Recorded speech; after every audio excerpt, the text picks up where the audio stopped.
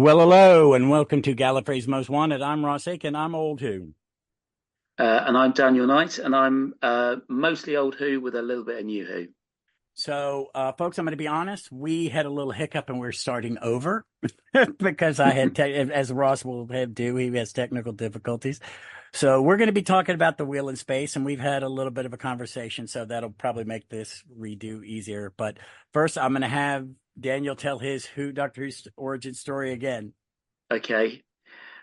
So my earliest memory of life is of watching Doctor Who. I go back to the repeated Genesis of the Daleks in 1975, Christmas 1975, and then sort of snippets of different stories over the years, like I think sort of Planet of Evil, Mask of Mandragora, and Robots of Death, all the way through to when I sort of started watching properly in 1979. My first full story was Destiny of the Daleks, which there's quite a few people I think sort of that's the starting point for some fans of my age, and been watching it ever since. Watched all the way through to what some people call the bitter end, but I absolutely loved it all the way through to 1989, and then I'm still watching it now. So really and really enjoyed the last series with Shooty. It was really good, quite different. Yeah, that's one of the things that I like most of Doctor Who is you get a good reset, and I don't I Doctor Who now should not look like Doctor Who 60 years ago. No. It's all art is a representative of the time it's made and by the artist who make it and what's going on in the world. Mm. You know, Russell was not very political, but he made sure that he showed a lot of different type of people, and he's very socially conscious that you show representation. Mm. As an old white guy, I really understand. I do appreciate that. It's like you do need it. I'm not hurting for anybody who looks like me on TV, and would like people that don't look, that don't see themselves on TV to see themselves. The Wheel in Space, Serial SS. Writer, David Whitaker. From a story by Kit Pedler. Director, Tristan DeVere Cole. Producer, Peter Bryant. Script editor, Derek Sherwin. Originally aired April 27th, 1968 to June 1st, 1968. The TARDIS materializes inside a drifting rocket in which lurks a hostile servo robot. The rocket itself is in the orbit of the Wheel in Space, a giant space station where there have been reports of space rodents. The Doctor and Jamie are taken aboard the wheel and find out the so-called rodents are Cybermats, a creation of the Cybermen, who are again planning an invasion of Earth. With the help of a young astrophysicist with an eidetic memory, Zoe, who joins the TARDIS crew. The Doctor succeeds in saving the wheel from a meteorite storm engineered by the Cybermen, destroys the cybership with the wheel's boosted laser cannon. Again, another great synopsis from the Doctor Who program guide by Jean-Marc and Randy LaFacera. I have a newer copy so I can see it. It's bigger, and so I can save my old copy. Oh, it's all beat up. It has done its duty. All right, back to the show. Let's restart with how was the first time you saw this? It was on. How did you see this the first time? The two existing episodes, which is 3 and 6, Yeah. yeah. Yeah. So I remember getting the Cybermen the early years VHS back in, well, when it was in 1992, 93. And it was quite disconcerting watching a story halfway through. It's a little bit like watching The Enemy of the World, episode 3, where you're sort of halfway through a story, and particularly in that case where that story's existing episode at the time isn't really representative of what the actual story is about. It's Yeah. very much a sort of a stopping point. There's a lot of character moments, but the plot doesn't really move much, and the Doctor isn't really involved. There's a lot of talking and people sort of sitting around in corridors. There's not a huge amount happens. So that when that story was found, it's over 10 years ago now. it was a revelation to a lot of fans as to how good it was. I think if Yeah. you know if it had just been episode one of Enemy that existed, we'd be all clamoring for it to be brought back like Web of Fear. Um, but so yeah, it was we had there was the it was the Moon Base 2 and 4 and Wheel in Space episode 3 and 6. I mean, And having Web the of, last episode yeah. was quite good. And one Yeah, Web of Fear one, wasn't it? Was it the, episode one of yeah, Web of episode Fear? one of the Web of Fear. Yeah. Um, and so having the last episode was quite nice, so we could see how it ended, and we get to see Zoe joining the TARDIS crew, which is quite nice. Yeah, yeah. I And like it's that the two episodes in this but we talked about this, but there was a lot of fan perceived wisdom on these incomplete stories. You know, like the Celestial Toymaker got pushed up a bunch because it was so different. mhm, Enemy of the World was poo-pooed on. It was just, oh no, it's because it sounds like it looks dull, and all we've got are these the Australian clips of what little violence was in. You know, we didn't really, and then when no, we get it, you're like, wow, wait a minute, Enemy of the World's probably great because it's they're not doing what they've been doing for the last year and a half, and they're no, not doing a base under siege. It's a thriller. They're letting mhm, Troughton do some more acting. It's different. I have a little history with this one because when I first got it, it was in the era of the reconstructions where you had to mail VHS tests to Luke Cannon. You get this awful Vic who used to do the podcast with me.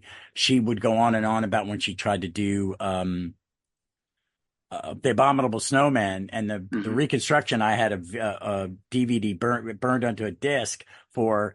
All she could hear is beep beep beep beep beep beep for long periods of time. There's nothing. It's just a beep. There's a ball rolling. How do I know that? Mhm. It just won't stop beeping. It's like.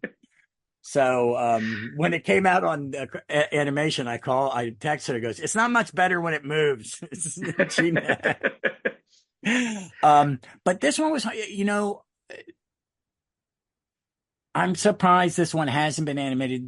They've done a little. It was test animation, and then that was the people Mhm. that did the moon base, or which one they'd end up doing. That was like their test drive to do. It's one of the companies that's doing the animation because Yeah, I there were think more than it's one. the same one that did because it's on the Fury from the Deep Yeah, DVD. yeah, So I it's think that it might be the company. same company with the long arms. Yeah, I think it was our Yeah, audition piece, and it's a good yeah, audition because I think mm, Fury of the Deep looks great. I think it looks fine. I think lean into the art of of the animation. Let these animators stretch their wings because I think you don't get an exact duplicate. You're never going to get it unless they find the original story.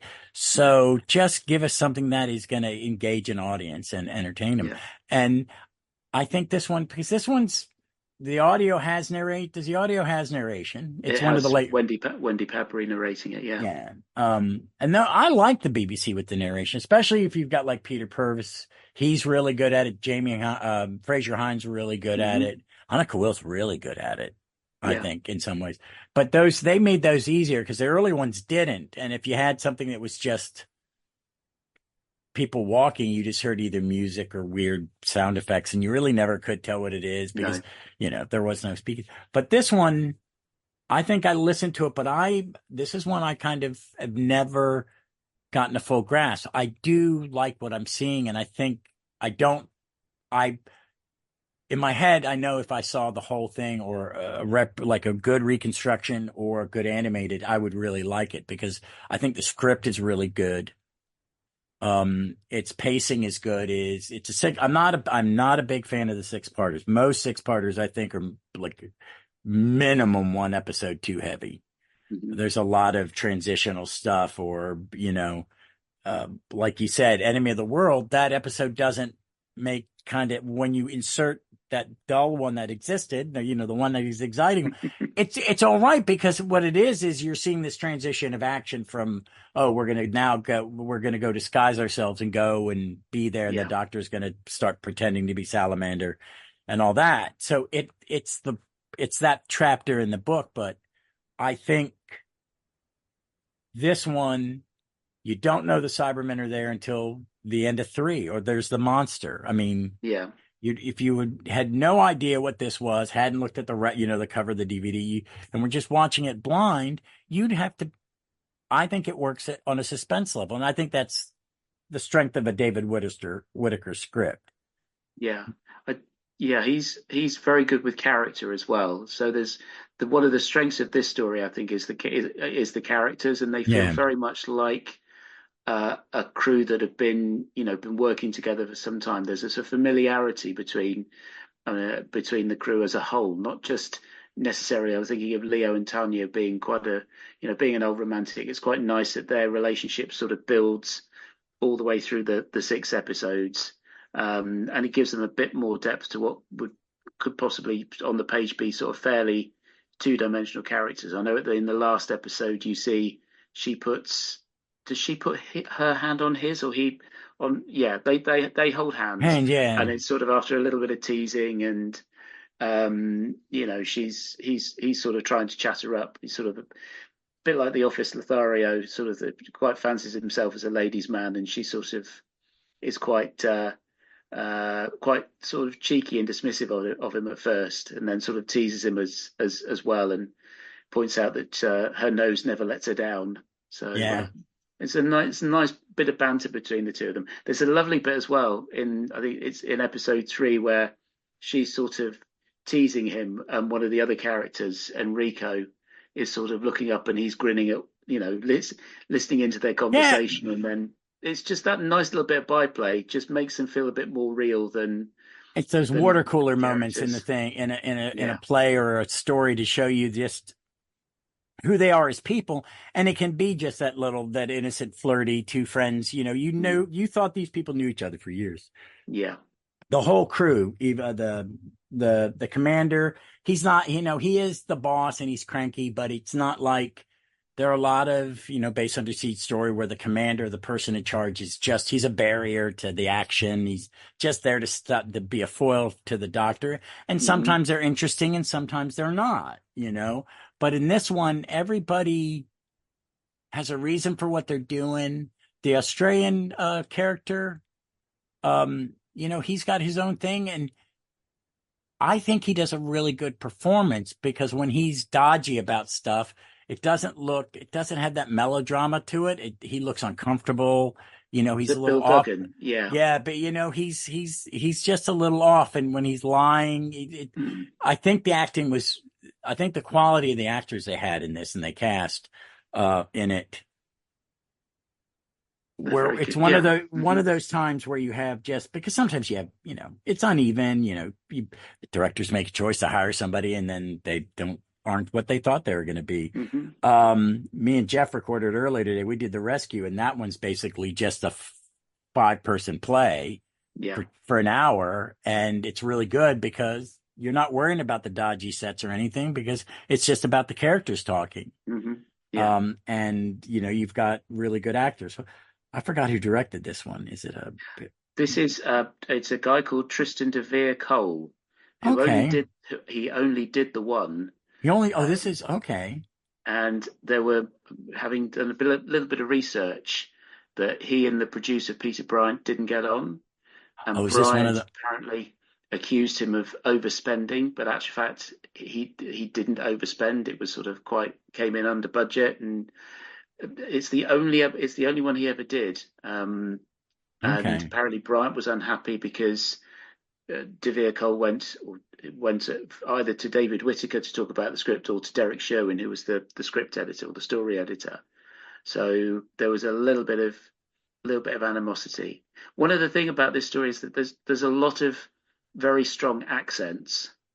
We've mentioned Tanya, who's got a sort of a stock Eastern European accent that wouldn't be out of place in an I thought episode she was with supposed to be an Exodus. Afrikaner. Oh, is she? Well, I don't know. I don't know the accent. I I think it's know it sort of a wasn't quite her natural accent. That's no, all I knew. Okay. Was yeah. it Eastern European? She's Okay. sort of I think it's sort of a sort of a stock European accent that could be anywhere between Germany Germany or and rather all the Polish way. or so. Yeah, I got you. I got you. yeah. There's I mean Leo also has a slight Australian accent, so there's a bit where he and Bill Duggan are talking. I think it's in episode 4, and they both sound the same. We've got Yeah. Flanagan, the guy who's got an Irish accent so thick you could insulate your loft with it. Oh God. And he's the guy who plays it's an actor called James Mellor, and he plays Varan in The Mutants. But Okay. he's quite a good little character. It's got a slight sort of bit of an Irish sort of a sort of sense of humour, and when he's not under cyber Oh yeah. control, and he said, Oh "Oh, yeah. somebody's going to pay for this." Yeah. It's like Yeah. that. It's that those really kind of off-putting accents. I'm that way. I've joked and about the gunfighters because I was going, those American accents are racist because they're Hmm. just so bad. Because I can tell two of them are from Canada. Right. Because, in America, I can hear, okay, that's Minnesota. You've crossed the border. That's Canada. It's just a little bit thicker. And I have a friend her mom's from Minnesota and talks like the people in Fargo. Right. So, but there's dodgy accents. I But mean, you've I got don't think they're yeah. bad. I think it's good. I think that there was they do it in the moon base too. They really play heavy on these bases of showing, Ice Warriors too. It's a multicultural, Yeah. they're showing a unified Europe Hmm. in the I mean, 60s. yeah, there is a Chinese character who unfortunately isn't played by a Chinese actor and does actually do a bit of a. I'm reminded of that scene in Frasier when they do the episode Radio Ham where a bulldog tries to do a very terrible Chinese accent and Ross goes, "Oh, Chinese embassy on line one." I think if we could see this, it probably wouldn't. There would be an issue with some fans. Yeah. Um, there's a French cat. There's an actor with a character with a French accent. I think also there's one who's got. I think it's sort of. I think it's Laylam who's got a bit of a. I think it's supposed to be a sort of southern U.S. accent, but I don't know. I don't Yeah. know how you feel about that. Well, I'm not really a true Southerner. So, my father, his parents immigrated from Scotland in 1924 and he grew up in New York. Right. He was, during the Depression. He was one of them tough kids running up and down the streets of Brooklyn in the late 30s and into the 40s.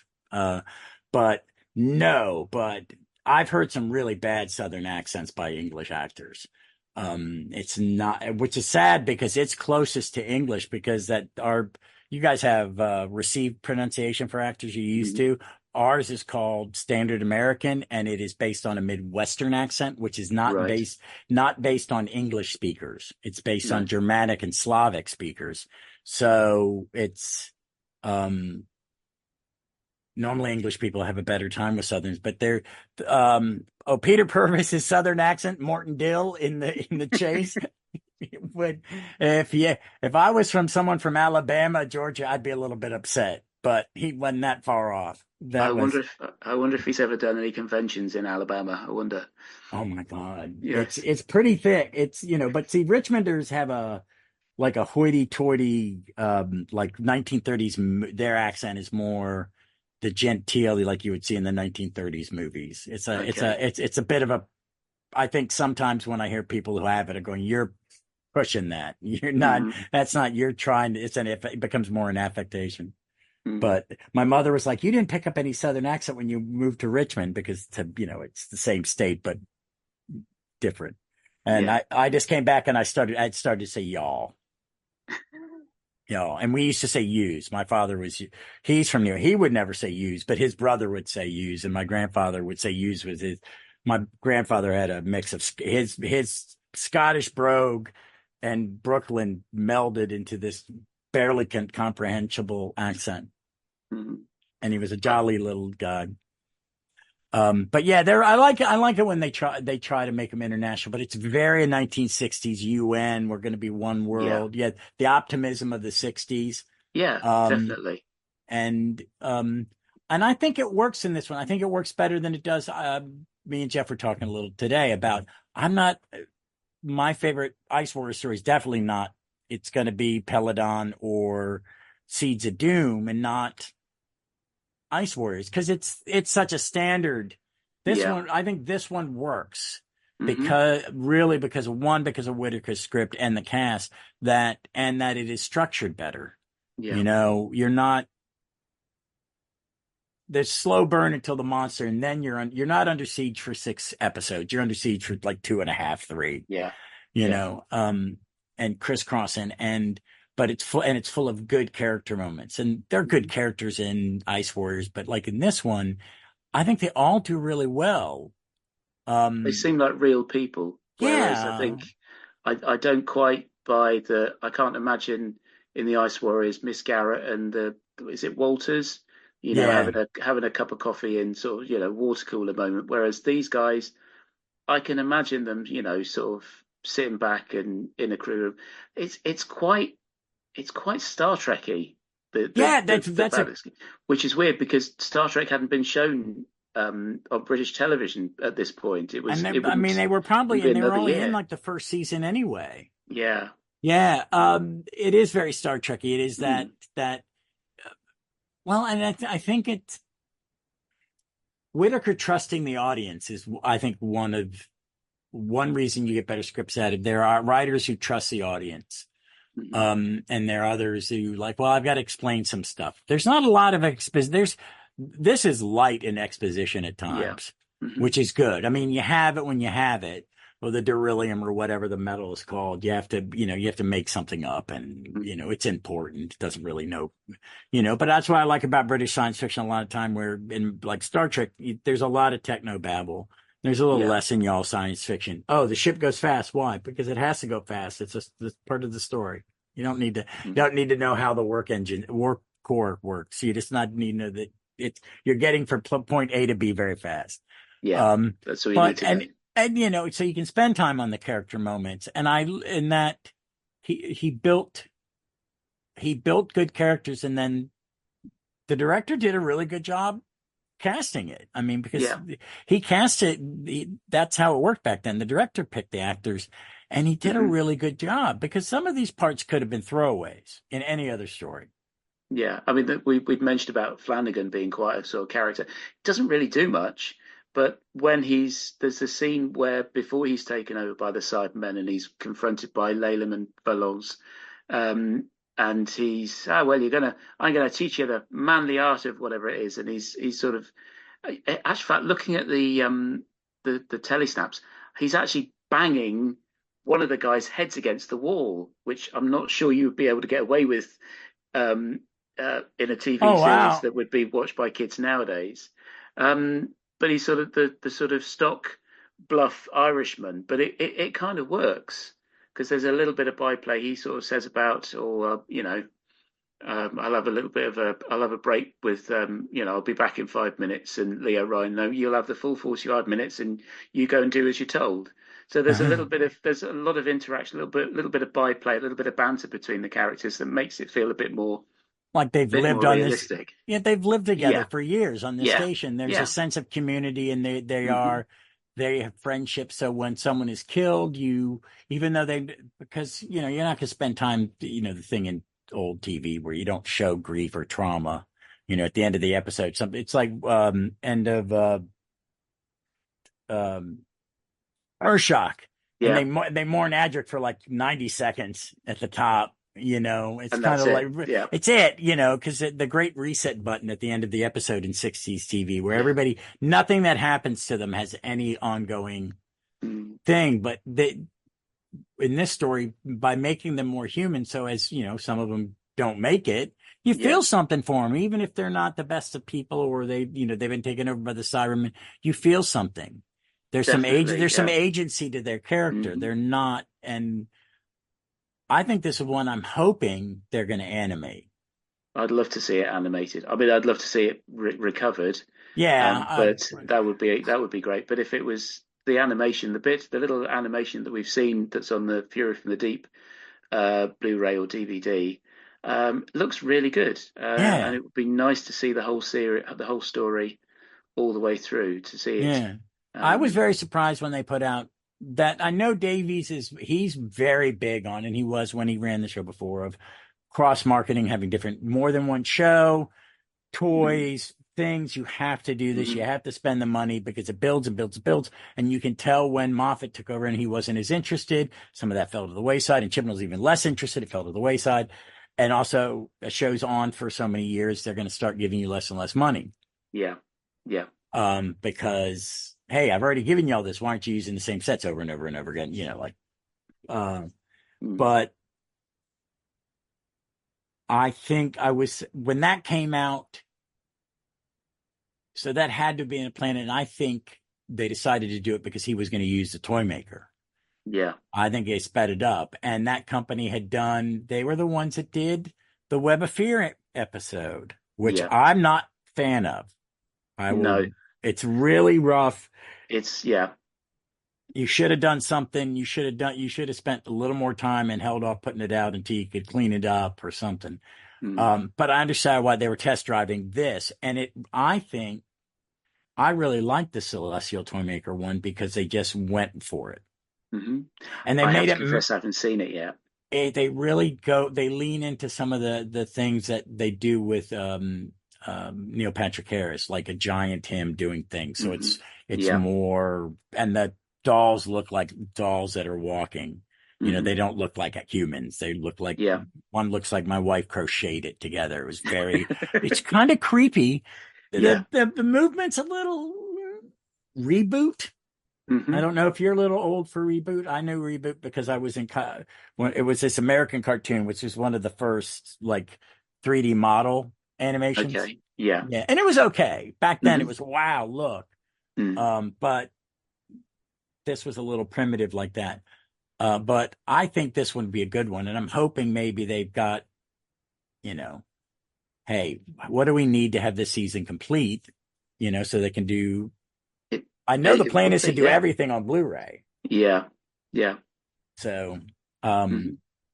this one would be a good one. I It think would this would be be. a good one. Yeah. I mean, the harder ones are the Hartnell ones, the historicals. Like, I'd love to see the Massacre and Marco Polo, but I don't. There's a huge cast of characters in things like the myth makers, getting all those different the Greeks and the Trojans and the yeah. It would take a lot of work, wouldn't it? Yeah, But yeah, who knows? We can dream. a little AP, a little. I'm not big on AI for art because it just steals. It doesn't. Hmm. It's not. It's people under this false pretense that it's actually thinking, and it's no. It's just harvesting. Yeah. You've given it instruction to go through the library and pull you out quotes so you don't get busted. So you don't get busted by your teacher for plagiarism. Yes. But I like this one was good. Where do you rank this? Okay, I need to ask this question. Who is your favorite? What is your or who are? They're not monsters. They're aliens. Who is your favorite alien villain or antagonist of the Doctor? Are you a Dalek person, a Cyberman person? I mean, I would probably lean towards the Daleks if we're looking if it's Daleks either Daleks or Cybermen. I love the Zygons, but Yeah, ironically, I don't like the new series ones because I'm they seem to be sort of quite sort of generic. They look worse. How can something that was made in 2000 and was it 2013, anyway. 2014 look less convincing than something that was made nearly 40 years before in Yeah, I 1975. agree. I think the body molds are great. I think so. Mm, Who was I listening to?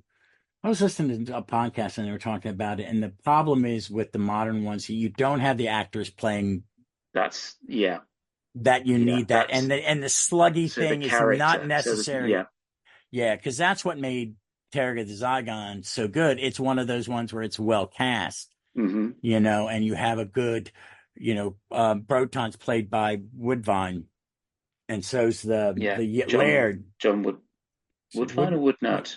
John Woodnut, yeah, John Woodnut, Woodnut, yeah. and he with his lovely Scottish brogue, Mm, and then he's Broton, he's great, and he's a great foil because I know the guy in the suit is acting, and they use the same guys and they're trained actors and they're good at what they do, but you don't have there should be who's the doctor talking to? They're yeah. all kind of very generic. It's not they rubber stamp the Zygons, and the Zygons weren't all the same. No, they were distinct characters in their own right, weren't they? Really? Yeah, and they Yeah, were different sizes and little different yeah. shapes to match the Hmm. actor. Like you had the big Yeah. guy, the Piper, and so you had the Hmm. really big one, so you had the muscle. So I like Yeah. that. No, I agree. Mm. It's not one. They're one of my favorites, and it was one I wanted them to bring back the most, really. Yeah. Because there's some I would say Cybermen were my first ones I really liked, and I think that was because I was being contrary with the Daleks, even though my first Doctor Who story ever was Ark in Space. I Okay. missed, my brother said, watch this. He knew what it was. They had shown some Pertwees in the early 70s when we lived in Arlington while my dad was in Vietnam. So my dad, we're living in Arlington, which is up in Northern Virginia. And my dad was in Vietnam. So Hugh goes, he remembers seeing like the time, the one in the prison, Mind of Evil. Mind of Evil, in black and white on Hmm. this ABC station on the middle of the afternoon on a Saturday. Hmm. You know, they were test driving it. This is the same channel that bought the Avengers and played them in a loop at 11:30 because ABC didn't have a talk show. So when Okay. Johnny Carson was on, you would watch the You'd Avengers. watch. Yeah. Hmm. You'd watch all the Avengers that they had. So I like the Daleks because they were my first, of the Same big here. one. Yeah. Yeah. But I like the Sontarans. I like the Sontarans less and less. I really like, because I didn't see the Time Warrior. Oof. Sylvester might have been the Doctor by the time we got to get the third Doctor stuff. And I saw that stuff for first, because he's the last Doctor I saw every thing of for some reason. Okay. Just the Yeah. way the way that it was delivered to me. Hmm. But so I was always a Cyberman person. I think I'm more a Dalek person now. Uh, My first experience of the Cybermen was Earthshock. I don't remember Revenge of the Cybermen. I'd See, seen that's a better pictures of one to be them. your first one. And I Yeah. like Peter because Peter was my first new Doctor. I have Yeah. a bit of American. Oh, the Doctor's the guy with the curly hair and the scarf. That's Hmm. no, there's more. There are a lot Yeah. more now. Yeah. So I have a little Tom Baker burnout. But whenever I watch one of his, I'm like, oh yeah, this is really some of the best stuff. It's you can. It's Hinchcliffe Holmes. He's amazing. He's annoying. There are certain parts later on where, as someone who did theater, is like, where was the person reining him in? Because some of this is just off the chain. He's off. He's out of He's control. a little bit. Yeah. A bit out Yeah. of control. But I like their shock because one, I like the redesign. I like the emotional 80s Cyberman. Excellent. It's so Yes. it's off-putting, but we all can do it. It's this great invitation to David Banks, and Mm. it's so 80s. It Excellent. works. It It works. does. Yeah. They're Yeah. menacing. They either have to be Hmm. menacing or there has to be body horror. They don't work, and Yeah. that's some of my problem with some Cyberman stories. In the 60s, you can only do. They should have been converting them. Hmm. They would have been Mm. scary. You didn't have to make it as grotesque as and gross as they do in modern. But in No. modern Who, at times, the Cyberman is terrifying. Yeah. I I think think, they've sort of been overused a little bit, yeah, certainly in the Moffat era. But yeah, I'd argue in this story that the actual Cybermen are probably the least successful aspect of this story because we only really see two of them. yeah. There's a slight redesign. It's you'd think, oh well, they brought the Cybermen back so they can reuse the costumes, but apparently they actually had new costumes designed, which when they did the filming at Ealing Studios to begin with, they used a different type of material which didn't work. It would sort of concertina and stick to the actors, so they redesigned them for the studio work, and they only did two of them. Oh, So wow. they're That's what it not. is. Yeah, I've always wondered about that. It says, how cheap are you? You had costumes. These are the first ones where the head starts, the earmuffs get a little bigger, right? yeah, And yeah, then they got a boatload of them for the invasion, which is probably, I like the connection to this with the invasion with the cyber controller, yeah. The that cyber little, planner. yeah, Yeah, whatever that piece of, it's really, they just slap some stuff together with a little they light on did. top. Yeah, But but it I like works. it. It really works. It's Because I, like a brain in a. It's like a brain in a sort of like a sort of life support unit. That it's just the cyber planner. It's the brain. it doesn't need It anything but a doesn't need a brain. body. No, that's all it needs to be. I But the love them. And Cybermen, the voices aren't quite. I think they're not quite as inhuman as they are in Moonbase and Tomb of the Cybermen. There's one scene where there's a Cyberman sat down. Why do Cybermen need to sit down? There's what? episode episode 6 where the Cyberman's I forgot. getting the French guy to look into the box. The Cyberman sat down in a chair. I don't know why. I don't know why, but yeah, I mean they're okay.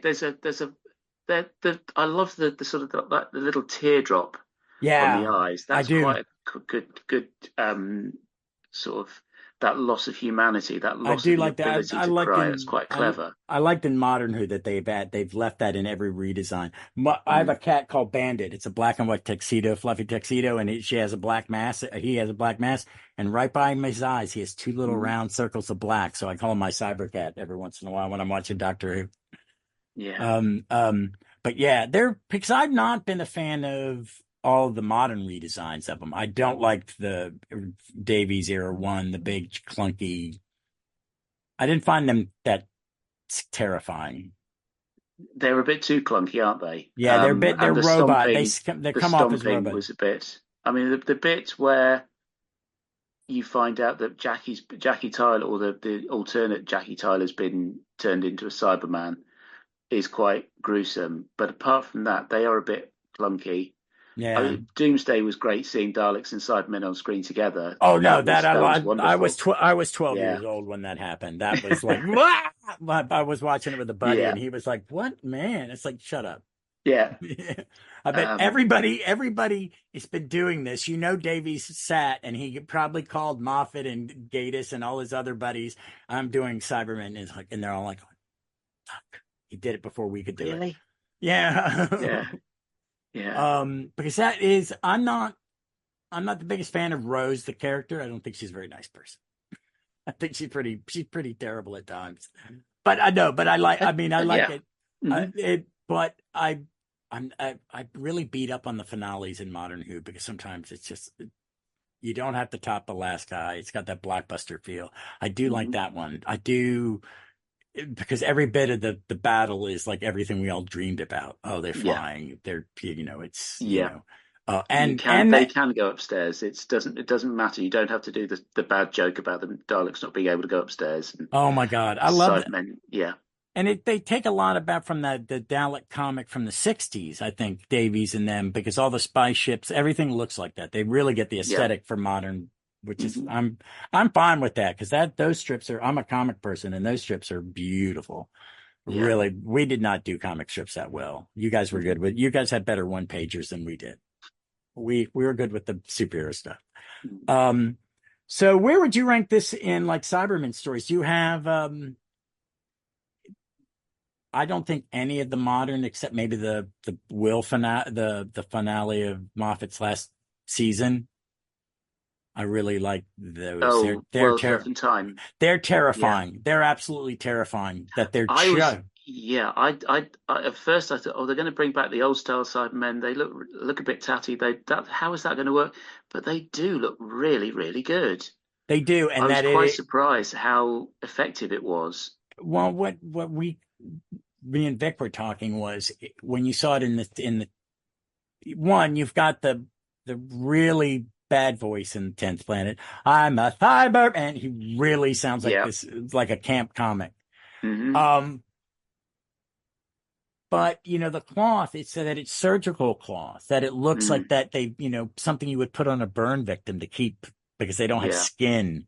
Hmm. So and that that it's Bill inside, you know. I think that was a very clever thing for Moffat to do to do that. It just yeah to really bring home the horror of what Cybermen are.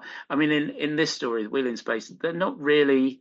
They I've read a review somewhere that said they could be any monster, and also how is a race that's sort of slave to logic? How do they have a 6 phase plan? Why don't they just yeah, I just imagine the cyber planner has in like the meddling monk in the time meddler. He's got that list, that pull down list of things, his plans. So the cyber obviously he's got the cyber planner can't because he's not got any hands, but can you pull down the list where phase one, yes, side mats He's onto the got a wheel. Microsoft Teams checklist in front of him. Yes. Oh, what Yeah. is my daily planner telling me today? Invade the moon. Yeah. spend time to ship little crappy robot roaches over to ship Yeah. instead of just invading it and killing all the human beings. Or conversing them, which is what you'd have the Cybermen. And then at one point, the Doctor says that the Cybermen want to plunder the Earth of its mineral wealth, and I'm like, really? Yeah, Have yeah, the Cybermen ever wanted an overriding ambition? Sounds something very strange for an emotionless race of robot, or emotionless race of sort of half human killers well, wanting. I think But it's I don't know. yeah, but they could be replaced. This is a Yeah, good story because that it's an alien force is invading and whatever the yeah, plan is, and that these real people are affected by it. yeah, And um, watching Patrick Troughton act, I sometimes forget because I've really been focused on his animated ones in the last few years.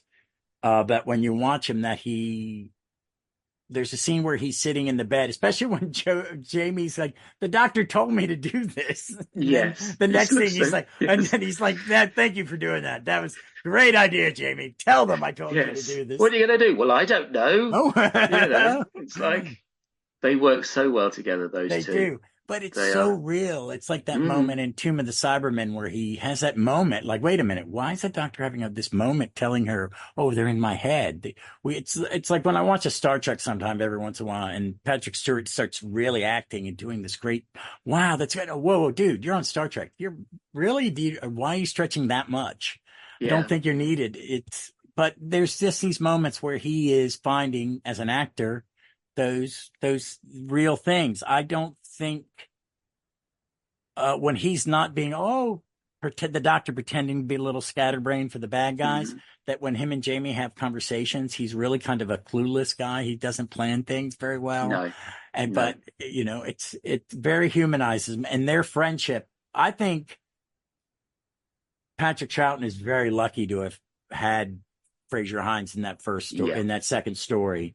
I love Ben and Polly, and I've become I'm a Ben and Polly convert since the Hmm. animated Mm, and that great Twitch rewatch that everybody did that where there was this where you saw these like 20-year-olds falling in love with 60s Doctor Who, and it was like I was just sitting back as the old white guy going, I'm not engaging because I don't understand any of this. This isn't my way of interacting socially, just text messages in this long stream and yeah. keeping up with all that. But when I saw the love for like Hartnell, because Hartnell's Mm, had a renaissance, and I think Troughton has too. The black and white yeah. era was the fans that came into it as like 6-year-olds in 2005. Hmm. 10 years later were like, no, I love all of it, and this stuff's Yeah. amazing.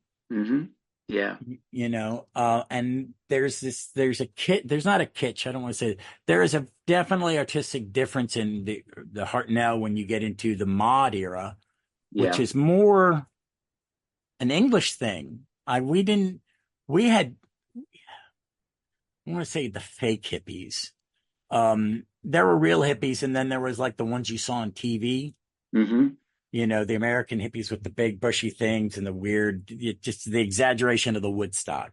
A Okay. Yeah. costume. So we didn't really have a mod thing. Hmm. We inherited a little bit when the Beatles came over for like a hot minute, but we didn't have that. The mods, that kind of thing that went was the fashion. It's a very only a British science fiction show would look like this, and I think that's a good thing. It's an aesthetic I Yeah. really like, and I think Yeah. it works a lot.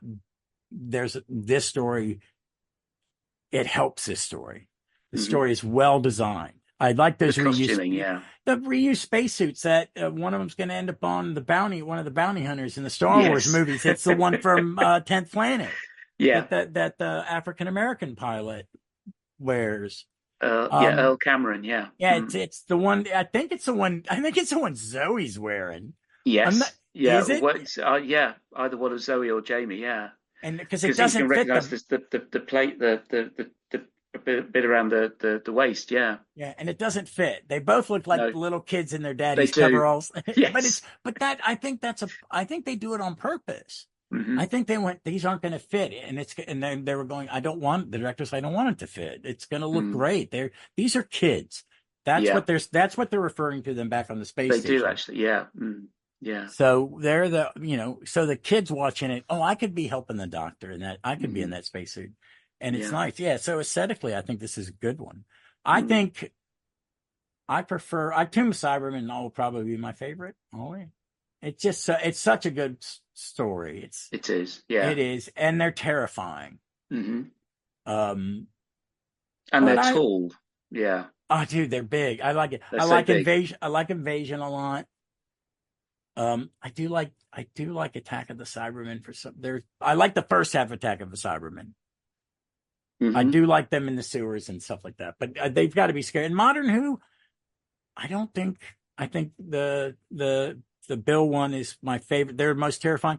I do like the Neil Gaiman one, but I like it because I love Warwick Davis in it as the Emperor. He is really the only good thing. He's really good in it. He It's my really. least favorite, one of my least favorite new I series don't think it's a good episodes. Doctor So Who episode. I just like him. yeah, I mean, that's it. yeah. That's the only bit of it I like. He does seem like he's on a different page acting wise, where he's got quite a naturalistic performance, Yeah, and but everybody else is. everyone else is doing space acting. Even Jenna Coleman and Matt Smith. Well, yeah, It's a mess. it's a mess. It's a mess, and because which is sad because his first one, the Doctor's Wife, Mm, is one of my yeah, favorites. that's a brilliant episode. That is Well, yeah, very clever. Yeah. yeah, as my favorite line any of all time in Doctor Who. I like biting. It's like kissing, but there's a winner. Mhm. I love that very. I'm not sure if it was gay. I don't. I kind of want to go. I think Moffat put that in there because that's a little. Possibly. Yeah, because it's Yeah. so funny. But this one, I like this one. I'd like to see more of it. Hmm. So let me ask you one thing. What is your take on, are you on old Who, on classic Who, are you a Tom guy or do you have I'm a, probably a Tom guy because he was the Doctor that I first saw, mm-hmm. and that's definitely his era. Whether it's serious Hinchcliffe or funny Williams or a little bit more somber JNT season 18. Although he still has lovely moments of arrest the scarf and oh how odd I normally get on so well with children when he's confronted by that Marsh child. So Yeah. yeah, Tom's my bet. But I went through and I still do. I think Troughton's one of the best actors, certainly the best actor from the classic series to play the Doctor. No, yeah, yeah. I, Absolutely. I mean, his career outside of Doctor Who, he he's, went straight out of Doctor Who and did the Six Wives of Henry VIII and he A was How I Norfolk, Drugged wasn't he? Dracula. Yeah, the Duke of Norfolk, and Yeah. he went out and then he did the Scars of Dracula. So this guy who was really worried about typecasting, he was acting pretty much right until Oh, the end of his life. what made me and Vic, my original co-host, love him was we found out that he's in he's in a handful of Olivier's Shakespeare plays Hmm. on Yeah. film because the monitor hadn't been invented.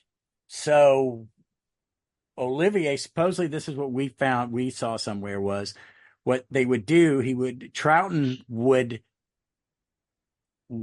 they'd block the scene and Troughton would Hmm. deliver the lines and they would follow and Olivier would be behind the camera with the cameraman and get Right. where, okay, so I need to be there and Patrick, Okay. okay, yeah, and I'm going to do this. Ah, it's So fascinating. Right. because Yeah. for little trivia, and I bring this up every time, do you know who invented the telemonitor? Was it the guy? Was it Mervyn? The tele, well, That's the a autocue teleprop. then. That's the Yeah. audio, Sorry. but Yeah. the telemonitor, Jerry Lee Lewis. Oh, okay. Right. He I wasn't basically expecting that. took a video camera and had it strapped to or mounted near the camera so he could watch his own performance because he directed Ah, himself. So they okay. eventually Right. they what someone went. Yeah. It's like it's I love that. My other favorite TV camera trivia is who created the 3 camera sitcom format. I'm going to go Lucille Ball or somebody. Well, No. very close. Desi Arnaz. Okay. He was literally the financial brain behind that empire. She was the Hmm. artistic one. He was Yeah. like watched something recently when she was being inducted into the Kennedy Center, and he was still alive but barely. Hmm. And he sent a card, and Robert Stack from why the fuck Robert Stack is presenting her award. And he's reading and it's like he said, this Lucy was this. Lucy was me, Vivian, and Fred, whatever the guy played Fred Mertz's, Hmm. were props. she Yeah. was the heart. And then at the Yeah. end, and he says, and I always loved her. And so, oh, and by the way, I love Lucy. I love Lucy is more than the title of the show. Yeah. And she Mm. loses it.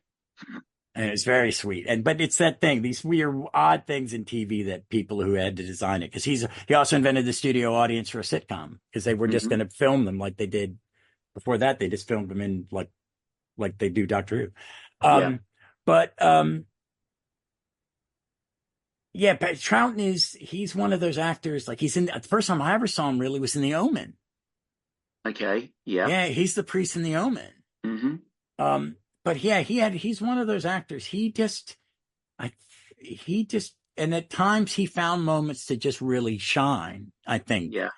Um and I think you're right. Of all the actors in the original series, he's the most prolific when it comes Hmm. to the amount body of work.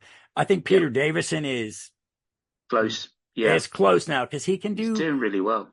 Mm. he never stops. I don't think, and No. that's why I think he seems a little he seems a little standoffish to fans. I think he's wonderful to fans one-on-one, but he's not as in, I don't need to do this. I like doing No. it because my friends are doing it, Yeah. but Yeah. I've got another show. He's got. Yeah. I mean, my wife and I have been watching Peter in Campion. I The love him in the Campion. Him and he's Brian we Glover are I've amazing. I've never I don't know if I think I have vague memories of seeing it when it was on back in 1988, 89.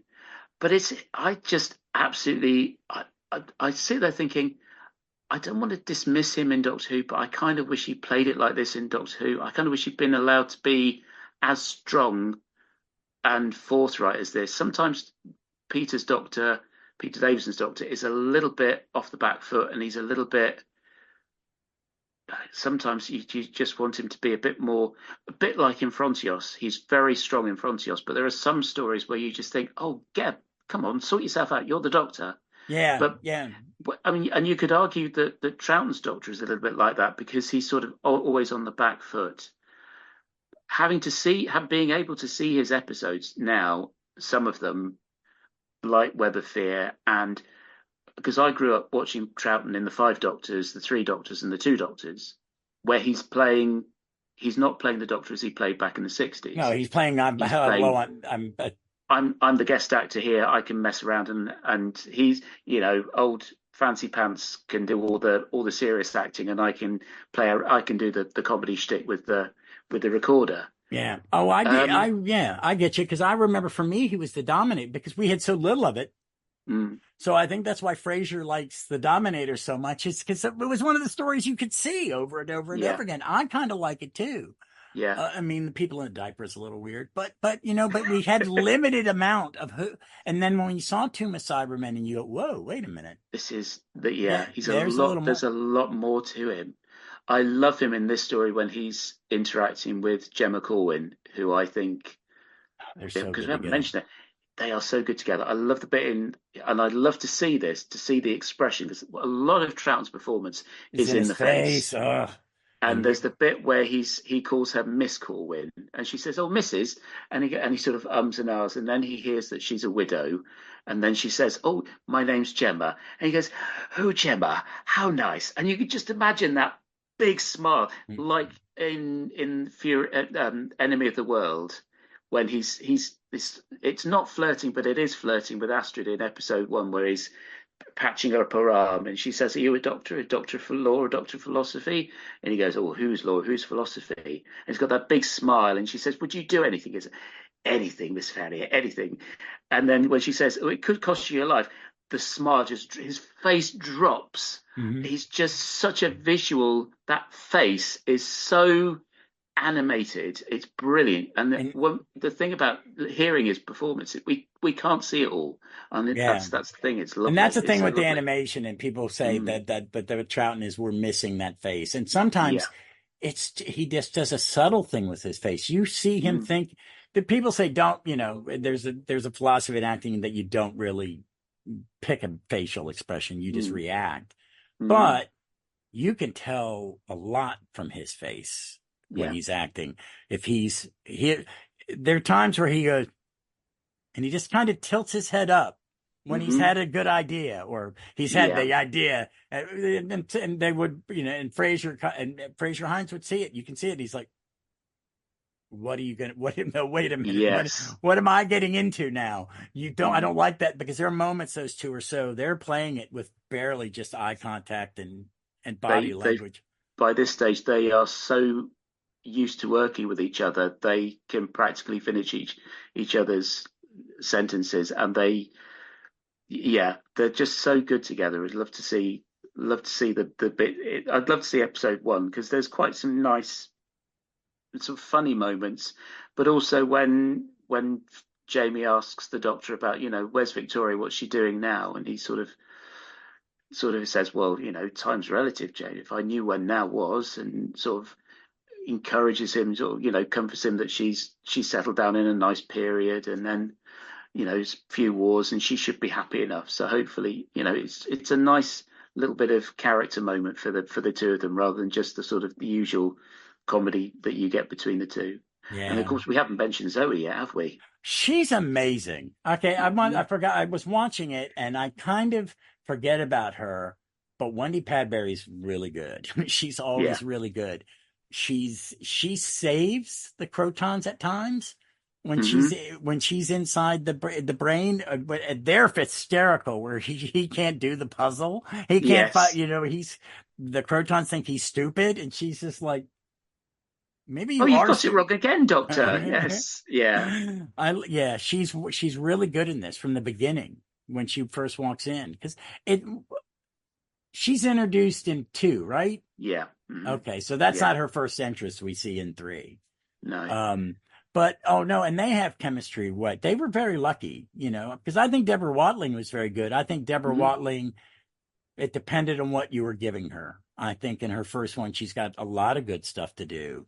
And I think Yeah. in other ones, and I think watching the Fury animated me goes, oh, this is her best episode. This is her best story. She's got so much to do in There's this. a lot of, yeah, you can sort of feel for the character, whereas a lot of the times Zoe's got more agency because she has The the intellect. knowledge, the intellect. You've got something to give her, so she can, at the end of the invasion, she's the one doing all the calculations to get the rocket, and she's, dashing backwards and forwards, and you get one of if you see I think it's episode, is it the last one, or she's got the clipboard and she's running around, and one of the soldiers is sort of checking her behind while she stood next to him.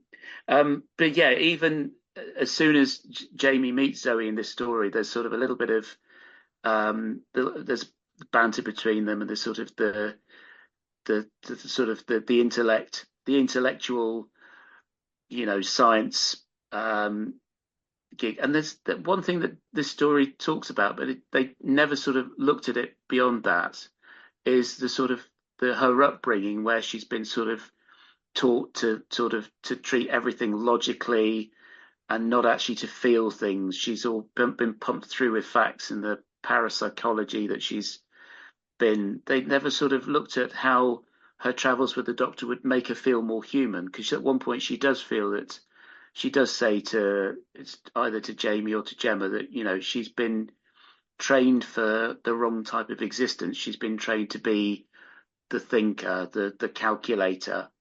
And Leo Ryan says, you're all brains and no heart. And they never sort of explore that, her sort of softening of that attitude as she travels with the doctor. They don't mention it, at least. She does No. soften. She does soften Oh, a she little does bit. soften a little, but Yeah. it's never sort of.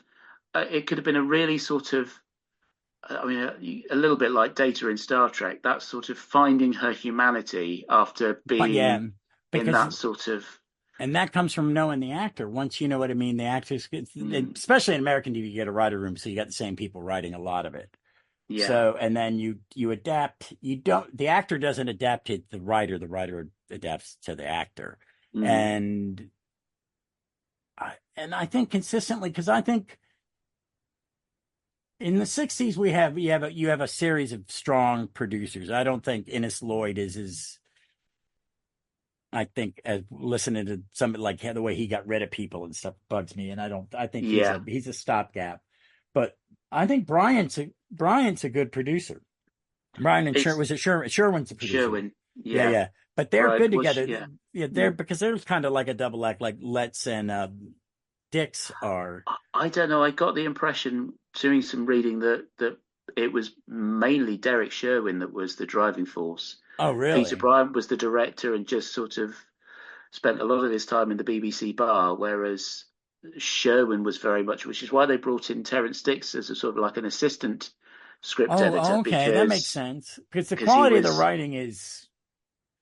I mean, I think there's some repetitiveness to the Mhm, stories for Trouton, like yeah, Monster of the Week, Monster of the Month, or Monster of the Story. Base Under But Siege.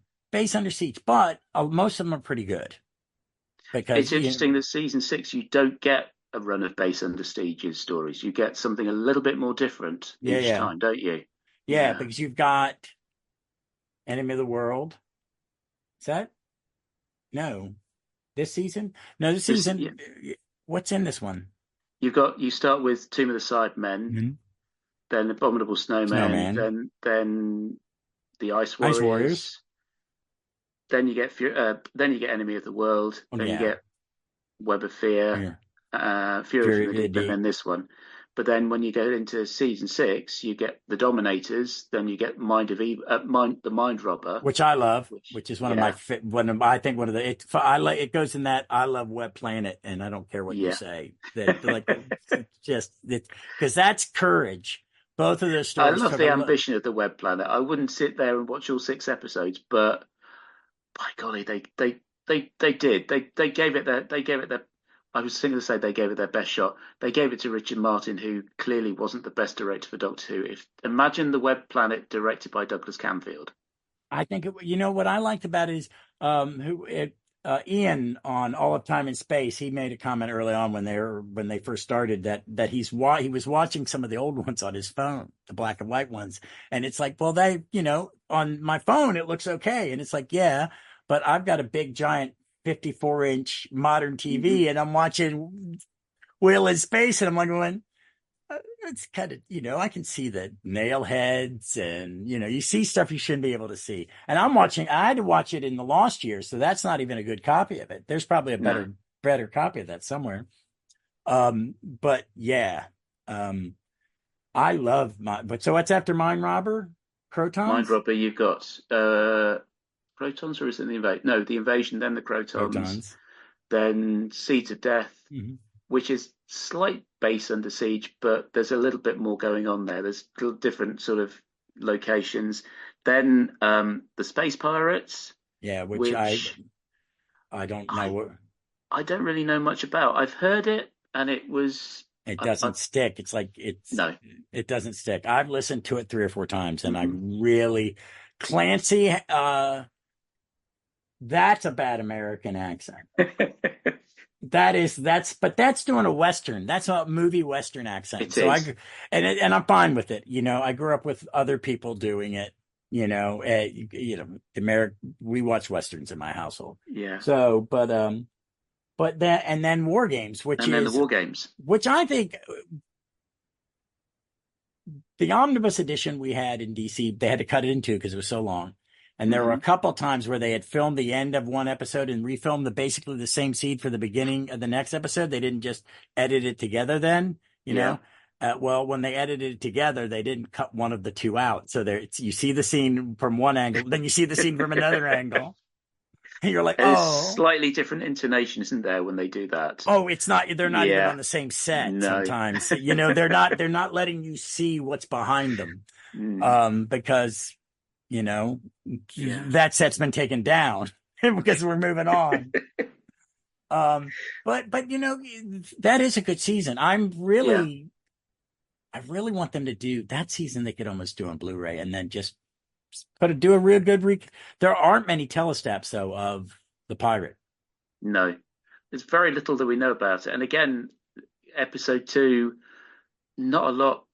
There's a lot of talking. The Doctor and Jamie and Zoe are still. They don't even see anyone else in the story. They don't come across another Because character there's no one in until the they end of never meet episode anybody 2. in the first episode. No. You're introduced to the other characters, then you Hmm. see them all, and you Yeah. get the the weak plot about I had a mine, they stole my claim, and why he did it is the script said pirates, and he read this and he read the dialogue and went, this ain't a pirate, this is a Western. Yeah. Someone stole my claim. I'm going to play him like a prospector. I'm going to play him Mm. like Walter Houston and Treasure of the Sierra Madre. I was waiting for him to do the little dance. Um, but yeah, that is a nice season, and I think Pirate Planet would be one that why don't you just go ahead and animate it and pay Yeah. people and tell them to just what do you Make it think? up. Here are like the 8 photographs we have. Just make it up, Yeah. redesign everything. I don't care. Make 'Cause I it think, like it's a Western rather than, yeah. hey, one of my favorite science fiction shows of all time, Serenity, the Josh Whedon show. It's a West. It's Yeah. just a Western in It is. space.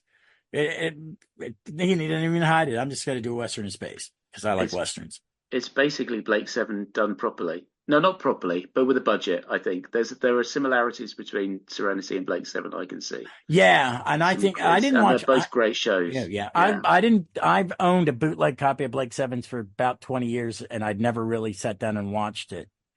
And I did during COVID, and I went, "Oh, now I get it." Mm. Because it's really that first 2 seasons are really, really pretty good. Yeah, I think. it's the anti Star Trek. It's not everybody. Yeah, Federation of Planets. Not everybody is living in peace and harmony, and it's it's a very pessimistic, very British view of what the future will be like. That's in America you have Star Very Trek. reflective of the Over present at here that we time. It yeah was the very 80s, right? much Was it the early 80s? late 70s. Yeah, but So you still, had the rise of well, she wasn't prime minister by then, but she was head of the Conservative Party. Thatcher yeah, was yeah. so very The much conservative possibly movement the in this influence on country.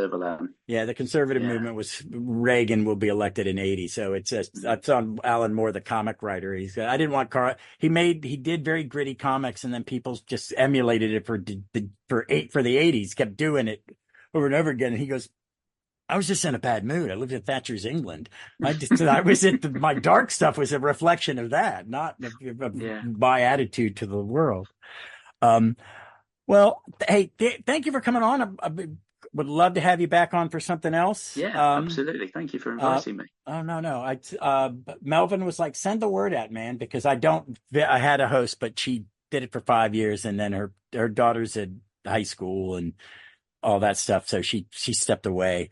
But it's been fun. I've had a couple new guests, Michael Storm, you, Jomana, which was neat. She's going to come on and do the next Pertwee one, Benson in a diaper. Oh What? no, not that one. It's good. It's my least favorite my least favorite classic story.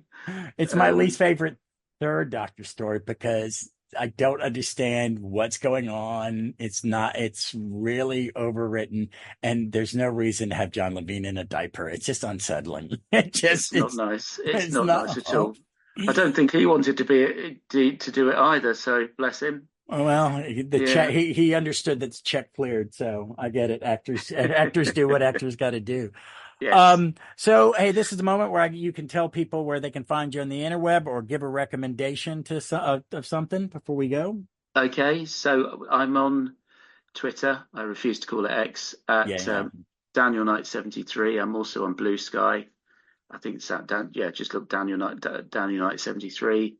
So I've done a few podcasts. I've done quite a few hamsters with Joe Ford. That's always fun. Which are great fun to do. I did the Strictly hamster with Luke Malloy and Rob Brown and Joe. We looked at season 26. That was good fun. I went on for far too long about Ghostlight, but I just there's nothing wrong with that. It's one of my favorite Doctor Who stories of all time. I love it. I don't think it's difficult. I've never understood when people. They're telling you exactly what they're doing. I always remember there was a cartoon that said, "Don't worry, I'm sure it'll all be explained in episode 4." So yeah, and I've done a couple of other. I've done. I was on Hart's Library of Impossible Things, and I got to catch up on those. Yeah. Oh yeah, they're really good fun to do. And Jim Allenby's What's in the Box, and Dave Rennie's A Kettle and Some Strings. I've done a few of those, and a couple of Doctor Who literatures with Jason as well. So that Yeah, I think was I'm expecting an positive. email from him soon. He told me I had some really late ones, so I got lucky Yeah. and got Marco Polo, but I got Android Invasion, and I was like, can I hate the book more than I hate the story? Because they're both terrible. But the first chapter is good, and the rest of it is like, what are you thinking? Um, I got the Highlanders, which is the only Doctor Who story where I think I've ever been to the actual place where it's not necessarily filmed, but it's set. So oh, yeah, oh yeah, that was good. So that was good that's fun. cool. Yeah. I kind of would like. I I think my Highlander doesn't have narration. I would like to listen to that with Fraser Hines narrating it. My father did not celebrate his Scottishness. His children's, especially the boys, we kind of embrace it because our mother was half Irish, and she Yeah. would go, "I don't wear green on St. Patrick's Day." It used to piss her off, and I said, "I'm not Irish. I'm a half Scot." My And she father's goes, Scottish as well. Yeah. "Yeah, I liked having it." My friends would go, "What was it?" My dad was. He had a little bit of a Scot in him. He was cheap. I was like, "You're pretty cheap, Dad." You know. Oh, no, that's I don't. That's a stereotype that I've always found the Scottish people to be very generous. Gen- oh no, I think generous that of I heart, think but yeah. with his own money, he was tight. No, no, my father was very much generous at heart. He would help Yeah, anybody else, but he was like, we got to pitch a penny. But but he with a grew up, budget. but also he grew up very poor in Mm, New York. His parents, I yeah. mean, my grandfather learned his trade here. He had Hmm. been in the First World War, and I think he went, you know what, fuck, I'm leaving. You threw me in a trench when I was 18 years old or Hmm. 17 years old.